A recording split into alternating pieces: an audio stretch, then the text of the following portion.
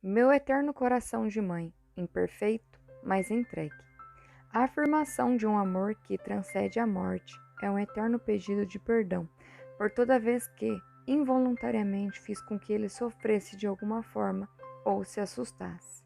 O que ele viu do quadro clínico foi pouco, mas para as crianças as coisas são grandes. Ele era sensível e sempre viveu num ambiente de muita paz, de harmonia, de resguardo, de respeito, amor, compreensão. Não havia choradeiras, pesadelos no meio da noite, castigos. Acho outro bilhetinho meu. Oi, meu amor. Bom dia.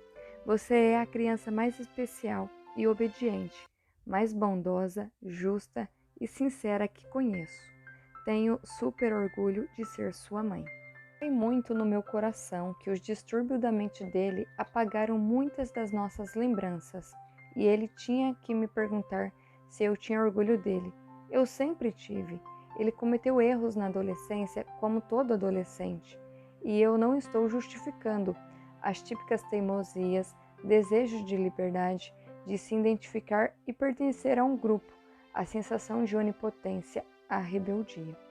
Com 13 anos, ele começou a questionar algumas coisas, a rejeitar outras, mas permanecemos companheiros. Sempre admirei o rapaz educado, cordial, gentil, inteligente, comunicativo, bonito, que não desprezava ninguém, não tinha preconceitos e acreditava que o ser humano era bom, que todas as pessoas eram dignas de atenção. Micael era leal aos seus amigos e dava grande valor a eles. Era engraçado, uma boa companhia. Quem conhecia o Micael de verdade sabia disso. Era impossível não gostar dele. Tanto é que, aos 14 anos, o celular dele não parava de tocar. Ele sempre era chamado pelos amigos para sair. Infelizmente, a doença destruiu grande parte disso. Ele não conseguia mais cultivar as amizades. Mesmo assim, algumas permaneceram, mesmo quando ele já estava bem doente. Ali no quarto, eu me despedi do Micael. Apenas falei o que meu coração sentia. Nós sempre conversamos muito, apesar de que, no final, ele estava mais ligado ao pai, disputava a atenção dele. Mas, naquela hora, isso não importava. Estava enterrando o corpo do nosso filho, com a certeza de que ele já estava no céu. Essa certeza nos sustenta, embora não aplaque a dor. Não é uma suposição ou um desejo da alma ferida, uma vontade desesperada, uma assustada esperança. Não, é uma certeza plena. Ele era o nosso filho da promessa. Chorei e chorei, falei e falei, me despedindo do meu amorzinho. Pedi que minhas palavras lhe fossem transmitidas, porque ele já não estava entre nós desde as 8h12 da manhã do dia anterior. Não o culpei de modo algum. Eu entendi a sua dor profunda, seu cansaço infinito, a ausência total de sonhos ou esperança. Nós, seus pais, não tínhamos o poder de criar sonhos e parar a dor. Só podíamos estancar um pouco. Agora, tudo tinha passado. Nós, eu e Daniel, sabíamos que ele estava bem, muito bem. Meu marido saiu do cemitério e quando chegou em casa, eu ainda estava naquele clima de despedida, falando e orando, sem espectadores humanos, sem palavras de consolos humanas. O consolo veio das palavras do Pai, Papai. Nosso filho da promessa tinha uma missão no mundo, mas ao final da missão havia morte. Uma morte jovem. Ele percorreu o caminho mais difícil. Suas escolhas erradas começaram como mera curiosidade de adolescente. Depois, com o início da doença, se tornaram vícios desenfreados. A morte da Patinha foi um dos gatilhos fortes. É incrível pensar que aquela gata morreu pouco mais de 1 ano e meio antes dele. Mas era uma amiga importante de Micael, sempre atrás dele, sempre juntos, até mesmo no banco de pedra de manhã, enquanto ele esperava o ônibus escolar. Não importava o tempo, todo dia a ligação entre eles era forte, muito forte. Ela foi adotada e foi o Micael quem a viu primeiro. Ela o amou e vice-versa. Quem conhece de verdade os animais compreende sua incrível capacidade de amar. Acordei com ele entrando no quarto, chorando. Tudo tinha sido tão rápido que eles nem pensaram em me chamar. Voaram para a veterinária. Mais tarde, o Micael disse que o pai falava: calma, calma, calma, mas estava em pânico. A gatinha estava toda ensanguentada, quebrada, ferida de morte. Mama, ele veio me chamar em lágrimas. Se aproximou da cama e eu acordei de imediato. A patinha está morta, um misto de dor e desespero. O que aconteceu? O quê? Ela foi atropelada. Senti um choque, um baque no peito. Não era possível. Vem, desce, ele me pediu. Eu saí em seguida do quarto, expliquei para ele que a separação era apenas temporária. Ele tinha dificuldade em compreender isso. Mas como você pode ter certeza? Certeza de que foi para o céu e não apenas vai desaparecer para sempre. Como se não tivesse existido. Tudo que Deus criou era bom. Os animais são bons. Deus não permite que eles deixem de existir. Ela vai estar lá, esperando por você. Como é difícil falar essas coisas. Outro gatilho foi o distanciamento que houve de uma amiga que era mais próxima que uma irmã, devido a problemas emocionais da mesma. Eu não sei o que ele entendeu ou o que foi alegado a ele. Mais tarde, quando eu vi-o enquanto ele se culpava e como se achava o responsável pela perda da amiga, eu contei que a culpa não era dele. A morte da patinha foi o primeiro semestre do 8º ano e a perda da amiga no final desse mesmo ano. Os dois fatos deram o start de vez da doença. Micael estava com 13 anos. A autoimagem ruim do Micael começou com essas perdas. Se algo não dava certo, se alguém o abandonava, a culpa era dele. A sensação de perda, de ficar só, de ser abandonado, passou a dominar a vida dele. Qualquer percalço, ele tomava a culpa para si. Disse que uma grande amiga saiu do nosso bairro e se mudou por causa dele. Micael se achava o culpado, único culpado. Uma baixa autoestima arrasadora estava se formando na mente dele. Ele teve um quadro depressivo nesse ano, que nos assustou de verdade. Pensamos que teríamos de interná-lo. Deus deu ao Micael uns anos a mais para mudar de rumo. Ele já estava mentindo para nós, escapando de ônibus e indo ao centro da cidade. A rua 25 de março, a Paulista, começou uma conversa esquisita de que ele não era um burguês, que onde morávamos era chato, São Paulo que era divertido. Esse discurso não combinava com ele ou com qualquer uma das amigas e amigos que ele tinha na escola. No início do 9º ano, quando completou 14 anos, uma de suas melhores amigas organizou uma festa surpresa para o Micael. E foi uma surpresa mesmo. Na filmagem dá para ver a cara dele, enquanto um outro amigo jogava confete do andar de cima. Essa amiga, D, combinou tudo com a gente. Nós compramos a comida e um dos amigos cedeu a casa.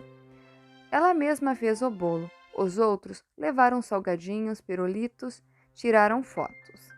Ele tinha mais uma chance de entrar no palco perfeito de Deus para a vida dele se cumprir sua missão na terra. Choro, choro. A noite é mais difícil. Ele tinha o mesmo ritmo biológico que o meu. Nas férias, ficava acordado de madrugada, às vezes até de manhã. Isso depois dos 10 anos. Ele sempre estava ali, fazendo suas coisas, eu fazendo as minhas. A gente inventava um macarrão, conversava, ele me contava algumas coisas, tinha um senso de humor ótimo e, quando se tornou adolescente, uma visão de mundo com uma pitada de pimenta.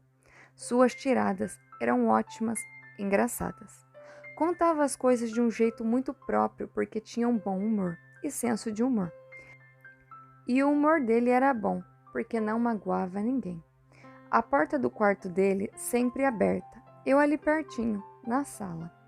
Quando passava ali, sempre recebia um olhar, um sorriso, um beijinho. Nunca mais essas noites tranquilas aconteceram depois que ele adoeceu. Da mesma forma, as manhãs, quando éramos só nós dois, nos finais de semanas, durante as viagens longas de Daniel, era no quarto dele que eu entrava quando acordava.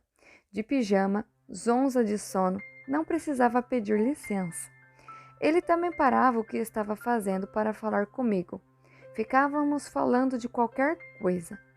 Como ele tinha deitado tarde como eu, acordava igualmente tarde. A gente tomava café às manhãs da tarde, almoçava de noite, jantava de madrugada. Isso nunca mais vai acontecer nessa vida. Se tinha que estudar, a gente estudava. Eu estudei com ele até o 6º ano, todas as matérias. Aí aos poucos fui soltando durante o Fundamental 2. Dava uma ajuda se ele estivesse muito perdido.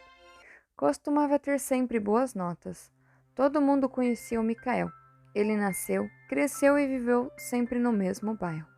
Desde pequenininho, ele tinha brilho nos olhos e gostava de conversar com todas as pessoas. Sobretudo, sempre sorrindo e tecendo comentários. Era o jeito dele. Ele estava sempre rindo, com o brilho em seus olhos, o sorriso franco e aberto para todas as pessoas, até os desconhecidos que passaram a conhecê-lo, no mercado, na farmácia, na padaria, no restaurante, no cabeleireiro.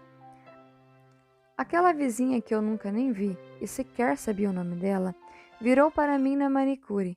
Você é a mãe do Micael, né? Meu Deus, olha, ele é uma pessoa muito educada. A mais educada que eu já conheci na vida.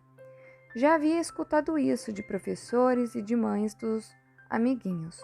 Respeito pelo próximo e vontade de conversar com todos era nato. Era dele. Nasceu assim. O fato é que todo mundo conhecia o Micael. As pessoas raramente me chamavam pelo meu nome, quando muito doutora. Mas como ele era diferente, onde a gente chegava era: "E aí, Micael, o que vai ser hoje? Seu filho é uma graça", diz a cabeleireira para mim. Depois que o Micael levanta e diz: "Adorei o corte", e dá um abraço caloroso na mulher recatada coreana. Ele era um doce, amável, terno, inteligente e carismático. Leal aos amigos, amava os animais, extremamente amoroso conosco, seu pai e sua mãe, pai, mãe e filho sempre. Era assim que era, as pessoas reparavam. De repente, Daniel entra no quarto. Nos abraçamos. Ele tinha um rosto cansado e abatido. Eu pedi a Deus que me concedesse a força de Sansão. Isso não era gracejo, a força me foi concedida e ele nem percebeu. Mas foi mais forte do que eu imaginava ser. Não sei se chorávamos juntos novamente. Quando um está abatido, o outro precisava estar mais forte. A vida nos ensinou que os dois não podem fraquejar ao mesmo tempo. Nessa altura, eu estava acordada há mais de 24 horas. O dia mais horrível de nossas vidas. Foram sentar na sala e ele me contou umas coisas. Eu tinha que repetir e ficava difícil falar todos os detalhes. No começo, meio e fim, e quando seu coração estava despedaçado. Perguntávamos várias coisas para Deus, por causa do cansaço do Daniel. Não conseguíamos ouvir todas as respostas naquele momento, mas ele nem sentiu dor alguma no momento da morte. Quando eu estava no quarto, durante o meu sepultamento particular e concomitante, lembro que, dentre todas as palavras de amor, elogios e a gratidão e a honra de ter sido mãe dele, disse que me orgulhei de sua força e coragem. Por causa do trabalho que temos, Micael sempre foi preservado dos holofotes. Pouco falávamos dele nos livros ou de qualquer outra maneira. Não era prudente expor nossa vida familiar. E como foi bom ter o Micael como filho. Ele só nos trouxe alegria e orgulho. Só coisas boas e momentos bons que vivenciamos tanto em família quanto durante as viagens do Daniel ou quando o Daniel saía com ele. Daniel sempre junto em tudo. Pai coruja, um super pai. Praticamente o único pai no meio das mães. Nas aulas de natações de bebês, parquinho, cinema infantil, volta nos shoppings, fazíamos tudo sempre juntos, nós três. Essa será sempre uma marca muito forte nas nossas vidas e na nossa família. União e amor incondicional.